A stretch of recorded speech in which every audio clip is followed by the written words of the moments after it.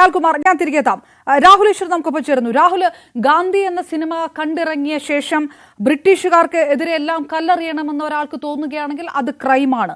അതുപോലെ തന്നെയാണ് ഈ ചാവ എന്നൊരു സിനിമ കണ്ടിറങ്ങുമ്പോൾ സ്വാഭാവികമായിട്ടൊക്കെ അത്തരത്തിലുള്ളൊരു വികാരം, ഔറംഗസീബിന്റെ ശവകുടീരം തകർക്കണമെന്നോ അല്ലെങ്കിൽ ഔറംഗസീബ് ദുഷ്ടനാണെന്നോ ഉള്ള വികാരമൊക്കെ ഉണ്ടാകുന്നത് സ്വാഭാവികം. പക്ഷെ അതൊരു രാഷ്ട്രീയ വിഷയമായിട്ട് വരിക, അത് ആളിക്കത്തിക്കാൻ ശ്രമിക്കുക, അതിൽ സമുദായ സ്പർദ്ധ ഉണ്ടാകുന്ന ഒരു കലാപത്തിലേക്ക് നീങ്ങുക, ഗുരുതരമായിട്ടുള്ള ഒരു പിഴവ് പറ്റിയിരിക്കുന്നത് ഈ സ്മാരകം നശിപ്പിക്കണം എന്നുള്ള ഒരു ആവശ്യവുമായി മുന്നോട്ട് വന്നവരല്ലേ? അപർണാജി, ഇതിൽ രണ്ട് കാര്യങ്ങൾ ശ്രദ്ധിക്കണം. ഒന്ന്, ഗാന്ധി എന്ന സിനിമ കണ്ടിട്ടിറങ്ങി ആരും ബ്രിട്ടീഷുകാർക്കെതിരെ കല്ലെറിയില്ല. അതാണ് ഗാന്ധിജിയുടെ ചരിത്രം. തന്നെ കൊല്ലാൻ വന്ന ഗോഡ്സെയോട് പോലും തനിക്ക് നമുക്ക് സംസാരിച്ച് ശരിയാക്കാന്ന് പറയുന്ന ഗാന്ധിജിയുടെ ചരിത്രം കണ്ട് ബ്രിട്ടീഷുകാരോട് ആശയപരമായ എതിർപ്പുണ്ടാവും, ശക്തമായ എതിർപ്പുണ്ടാവും, പക്ഷെ കല്ലെറിയില്ല. അതല്ല ഗാന്ധിജി പഠിപ്പിച്ചത്. രണ്ട്, ഞാനിപ്പോ മഹാരാഷ്ട്രയിലാണ്, ഇൻ ദി എപ്പിസെന്റർ എന്ന് പറയുന്നത് പോലെ. ഇവിടെ ഇപ്പോഴും നേരത്തെ ശ്രീ ലാൽ വളരെ ശരിയായി പറഞ്ഞതുപോലെ ശിവജി വലിയൊരു വികാരമാണ്, എല്ലാവരുടെയും വികാരമാണ്, എല്ലാ സമൂഹങ്ങൾക്കും. കാര്യം ശിവജി വളരെ പ്ലൂറലിസ്റ്റ് ആയ ബഹുസ്വരവാദിയായ ഒരു റൂളർ കൂടിയായിരുന്നു. അവിടെയാണ് നമ്മൾ നോക്കേണ്ടത്. ശ്രീ ലാലിനോട് എനിക്കുള്ള ശക്തമായ വിയോജിപ്പ്, ഔറംഗസേബിന്റെ പാരമ്പര്യമല്ല നമ്മുടെ പാരമ്പര്യം, ഔറംഗസേബിന്റെ സഹോദരൻ ദാരാഷിഖോവിന്റെ പാരമ്പര്യമാണെന്ന് പറഞ്ഞാൽ സന്തോഷമേ ഉള്ളൂ. കാര്യം ദാരാഷിഖോവ് വളരെ ബഹുസ്വരവാദിയായ, അല്ല ഞാൻ പറഞ്ഞത് ഔറംഗസേബിന്റെ പാരമ്പര്യത്തെ ഇൻവോക്ക് ചെയ്തുകൊണ്ട് പറഞ്ഞതാ. ദാരാഷിഖോവിന്റെ പാരമ്പര്യമോ ലെഗസിയോ ആണ് നമ്മൾ ഇന്ത്യക്കാർക്ക് മുഴുവൻ വേണ്ടത് എന്ന് പറഞ്ഞാൽ വളരെ നല്ലതാ. ഇതിനെക്കുറിച്ച് ശിവാജി മഹാരാജാവ് കേട്ടു അല്ല പാരമ്പര്യം എന്ന വാക്ക് ഇൻവോക്ക് ചെയ്തുകൊണ്ട് ഞാൻ സൂചിപ്പിച്ചത് ഞാൻ പറഞ്ഞിട്ടില്ല. അതുകൊണ്ടാണ് പ്രശ്നം ഉണ്ട് അതിനകത്ത്. ഞാൻ പറഞ്ഞത് ഞാൻ ഒന്നുകൂടെ പറയാം. ഈ പറയുന്ന ഇന്ത്യയിലെ മുസ്ലിം സമൂഹങ്ങൾക്ക് യഥാർത്ഥത്തിൽ ഔറംഗസേബിന്റെ പാരമ്പര്യമല്ല എന്ന രാഷ്ട്രീയ ആയുധം ഉപയോഗിച്ചു. അതുവഴി മറാഠ വികാരത്തെ ഒന്നിപ്പിച്ച് നിർത്താൻ ശ്രമിച്ചു എന്ന് മാത്രമേ ഞാൻ പറഞ്ഞുള്ളൂ. ഇന്ത്യയിലെ മുസ്ലിങ്ങൾക്ക് ഔറംഗസേബിന്റെ പാരമ്പര്യം അല്ല. ഇന്ത്യയിലെ മുസ്ലിങ്ങൾ ആയിക്കോട്ടെ, ഇന്ത്യയിലെ മുസ്ലിങ്ങൾക്ക് യഥാർത്ഥത്തിൽ അക്ബറിന്റെയോ ദാരാഷിഖോവിന്റെയോ പാരമ്പര്യമാണ്. കാര്യം ദാരാഷിഖോവ് കുറെ കൂടി സൂഫി ലൈനിനോട് ചേർന്ന് നിൽക്കുന്നതായിരുന്നു. ഔറംഗസേബിന്റെ പോളിസീസ് കുറെ കൂടെ ഇസ്ലാമിസ്റ്റ് ആയിരുന്നു. മഹാനായ ശിവാജി മഹാരാജാവ് ഔറംഗസേബിന് എഴുത്തെഴുതുന്നുണ്ട്, അങ്ങയുടെ മുത്തശ്ശൻ അക്ബറിന്റെ പോളിസീസ് അല്ല അങ്ങ് പിന്തുടരുന്നത്, ഹിന്ദുക്കളെ പെർസിക്യൂട്ട് ചെയ്യുന്ന ഒരു പോളിസീസ് ആണ്. പല ക്ഷേത്രങ്ങളടക്കം പല കാര്യങ്ങളോടും തെറ്റായ സമീപനങ്ങളാണ് അങ്ങ് സ്വീകരിക്കുന്നത്. ഇനി വേറൊരു കോണ്ടെക്സ്റ്റിൽ ധാരാഷിക്കോ അടക്കമുള്ളവർ വേദാന്തവും സൂഫിസവും ഒരുമിച്ച് പോകണമെന്ന് പറഞ്ഞതാണ്. അപ്പൊ ഔറംഗസേബിനെതിരെ ഒരു ഗ്രൗണ്ട് റിയാലിറ്റി ഉണ്ട്. പക്ഷേ ശരിയായി പറഞ്ഞതുപോലെ ഒരാളുടെയും ശവകുടീരം പൊളിച്ചുകൊണ്ട് നമുക്ക് ഒന്നും നേടാൻ പോകുന്നില്ല. അതായത് ചരിത്രത്തിൽ നമുക്ക് ജീവിക്കാൻ പറ്റില്ല, ചരിത്രത്തിൽ നിന്ന് പാഠം ഉൾക്കൊള്ളാനേ പറ്റൂ. അതുകൊണ്ട് ചാവ സിനിമ ഞാൻ ഇവിടെ വെച്ചാണ് ചാവ സിനിമ കണ്ടത്. ഗംഭീരമായ റിസപ്ഷനും കാര്യങ്ങളുമാണ്. പക്ഷെ നേരത്തെ സൂചിപ്പിച്ചതുപോലെ അത് കണ്ട് ഇന്ന് പ്രതികാരം തീർക്കാൻ ആരും ഇറങ്ങി തീർക്കുന്നതിൽ അർത്ഥമില്ല. പക്ഷെ എനിക്ക് വളരെ നന്നായി തോന്നിയത് ദേവേന്ദ്ര ഫട്നാവിസിന്റെ സ്റ്റേറ്റ്മെന്റ്. വളരെ ക്ലിയർ ആയിട്ട് അദ്ദേഹം പറയുകയുണ്ടായി, നമുക്ക് ഒരു കാരണവശാലും ഈ ശവകുടീരം തകർക്കാൻ ഗവൺമെന്റ് അനുവദിക്കില്ല, ഗവൺമെന്റ് സംരക്ഷിക്കാൻ പ്രതിജ്ഞാബദ്ധമാണ്. RSSന്റെ ഔദ്യോഗിക പ്രസ്താവന വളരെ സ്വാഗതാർഹമാണ്. ഇന്ന് ഔറംഗസേബ് പ്രസക്തമല്ല എന്ന് RSS പറയുന്നത് ഒരർത്ഥത്തിൽ മതസൗഹാർദ്ദത്തിന് വേണ്ടിയും സാമുദായിക സ്പർദ്ധകൾ ഉണ്ടാവരുത് എന്ന് വിചാരിച്ചും കൂടാണ്. അവിടെയാണ് ഇത്തരം സിനിമകൾ വരുമ്പോൾ അൺട്രസ്റ്റ് ഉണ്ടാകുന്നത്. ഒരു കാരണവശാലും നല്ലതല്ല. ചരിത്രത്തിൽ രാഹുൽ അതല്ലാതെ, രാഹുൽ ചരിത്രപരമല്ലാതെ ഈ സംഭാജി ജയ് സംഭാജി എന്ന് പറഞ്ഞുകൊണ്ട് ഈ പ്രതിഷേധം നടത്തുന്നതിലെ ഒരു കോൺട്രാഡിക്ടറി ഒരു സ്റ്റേറ്റ്മെന്റ് ഉണ്ട്. നിങ്ങൾ രാവണനെ ഇല്ലാതാക്കിക്കൊണ്ട് നിങ്ങൾക്ക് രാമന്റെ ഹീറോയിസം പറയാൻ കഴിയില്ല. സ്വാഭാവികമായിട്ടും ഔറംഗസീബിനെ ഈ ചരിത്രത്തിൽ നിന്ന് ഇറേസ് ചെയ്ത് കളഞ്ഞിട്ട് നിങ്ങൾ എങ്ങനെയാണ് ഛത്രപതി സംഭാജിയുടെ വീരസാഹസിക കഥകൾ പറയുക എന്നൊരു ചോദ്യമാണ് ശിവസേന ചോദിക്കുന്നത്. സംഭാജി നിലനിൽക്കണമെങ്കിൽ ആരാണ് സംഭാജിയെ കൊന്നത്, എങ്ങനെയാണ് അദ്ദേഹം മരിച്ചത് എന്നുകൂടി ജനങ്ങൾ ഓർക്കണ്ടേ?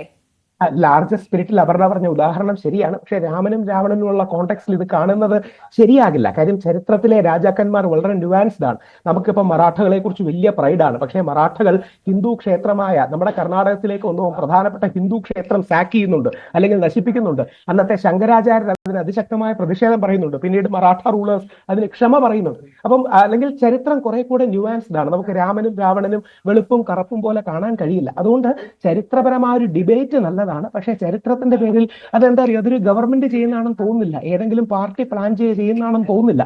പകരം കുറെ കൂടെ മറാഠ സ്ട്രോങ് മാനായിട്ട് ശരത് പവാറുണ്ട്, മറാഠ ലെഗസിയുള്ള ശിവസേന പോലുള്ള പാർട്ടികളുണ്ട്. BJPക്ക് അതിലൊരു ക്ലെയിം തീർച്ചയായിട്ടും ഉണ്ട്. കാര്യം പേഷ്വ അടക്കമുള്ള വലിയൊരു ലെഗസി ഇവരോട് ചേർന്ന് നിൽക്കുന്നതാണ്. പേഷ്വ അവിടുത്തെ കുറെ കൂടെ സവർണ എന്താ പറയുക അപ്പർ കാസ്റ്റ് ബ്രാഹ്മിൺ അടക്കമുള്ള റൂളേഴ്സ് ആണ്. അപ്പൊ ഒരു കോംപ്ലക്സ് ഹിസ്റ്ററിയാണ്. പക്ഷേ സിനിമയുടെ പേരിൽ അടികൂടുകയല്ല, സിനിമയെ കുറിച്ച് ക്രിയാത്മകമായി മനസ്സിലാക്കാണ്. ഒരു വരി കൂടെ പറഞ്ഞ് അവസാനിപ്പിക്കാം. ഈ സിനിമയിലെ തുടക്കത്തിൽ രസകരമായ ഒരു രംഗമുണ്ട്. അതിൽ ഔറംഗസേബ് ശിവാജി മരിച്ചു എന്ന് പറയുമ്പോൾ അള്ളാഹുവിനോട് പ്രാർത്ഥിക്കുന്നത്, ദൈവമേ പുലി വരികയാണ്, നീ സ്വർഗത്തിന്റെ കവാടങ്ങൾ തുറന്നിട്ടേക്കണേ എന്നാണ്. ഈ സിനിമയെ പോലും കാണിക്കുന്ന രസകരമായ രംഗമാണ്. ഷേർ ആറാഹായ. അതുകൊണ്ട് എനിക്ക് ദൈവത്തോടുള്ള ദുവ പ്രാർത്ഥന എന്ന് പറഞ്ഞാൽ ശിവാജി വരികയാണ്, അങ്ങ് സ്വർഗത്തിന്റെ കവാടങ്ങൾ തുറന്നിടണം എന്നാണ്. അപ്പോൾ ചരിത്രത്തെ മനസ്സിലാക്കാൻ മാത്രം ഉപയോഗിക്കുക. പക്ഷെ ഔറംഗസേബിന്റെ ഭാഗത്തു നിന്ന് തെറ്റുകൾ ഉണ്ടായിട്ടുണ്ടെന്നുള്ള കാര്യത്തിൽ ഇസ്ലാമിക ചരിത്രകാരന്മാർ പോലും അംഗീകരിക്കുന്നില്ല. രാഹുൽ, ഔറംഗസീബിനെ ആരും ന്യായീകരിക്കാൻ ഇപ്പോൾ ശ്രമിക്കുന്നില്ല. അങ്ങനെ ഒരു അറ്റംപ്റ്റും ഇതിനകത്തില്ല.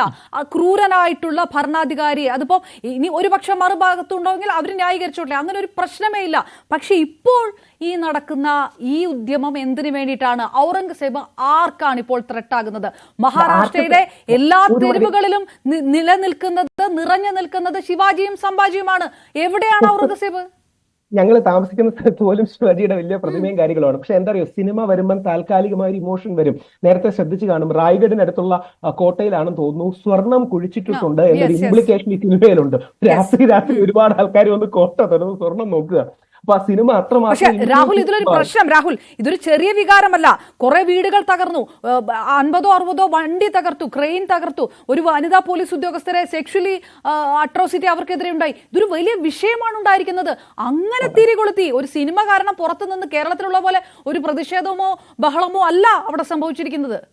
എനിക്ക് തോന്നുന്നു 100% ആ ടോംബ് സംരക്ഷിക്കപ്പെടണം. ഔറംഗസേബിന്റെ ശവകുടീരം 100% സംരക്ഷിക്കപ്പെടണം. ഒരു കാരണവശാലും അത് തകർക്കരുത്. കാര്യം തകർത്ത ഇംപ്ലിക്കേഷൻസ് വേറെയാണ്.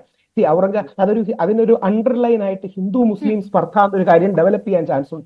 ഔറംഗസേബിനെ അറിയാത്ത മുസ്ലിങ്ങളും ഔറംഗസേബ് ആരാന്ന് പോലും ചിന്തിക്കാത്ത ഹിന്ദുക്കളും തമ്മിലായിരിക്കും അടി ഉണ്ടാകുക. അതുകൊണ്ട് സംരക്ഷിക്കേണ്ട മതസൗഹാർദ്ദമെന്നോ ബഹുസ്വരതയെന്നോ പറയുന്ന കാര്യം നിലനിർത്തേണ്ട ഉത്തരവാദിത്തം ഗവൺമെന്റിനുണ്ട്. ഗവൺമെന്റ് അതിൽ നിന്ന് പിന്നോട്ട് പോകും തോന്നുന്നില്ല.